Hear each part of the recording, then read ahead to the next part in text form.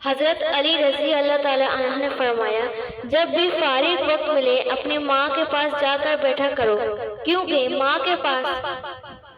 ماں کے ساتھ گزرا ہوا وقت قیامت کے دن نجات کا باعث بنے گا۔ حضرت علی رضی اللہ تعالیٰ عنہ نے فرمایا، 5 جگہوں پہ 5 چیزوں کی حفاظت کرو، محفل میں زبان کی، بازار میں آنکھ کی، نماز میں دل کی، دسترخوان میں پیٹ کی اور نگاہ میں حیا کی۔ حضرت علی رضی اللہ تعالیٰ عنہ نے فرمایا، کسی انسان کو خطر سمجھ کر ٹھوکر مت مارو، بلکہ اسے تلاش کر دیکھو، شاید وہ ہیرا ہو۔ 2 مخلص دل۔ حضرت علی رضی اللہ تعالیٰ عنہ نے فرمایا، اللہ تعالیٰ کبھی 2 مخلص لوگوں کی جدا نہیں کرتا، جدا تب کرتا ہے جب دونوں میں سے کوئی ایک منافق ہو۔ اللہ کبھی مخلص کو منافق سے نہیں جوڑتا۔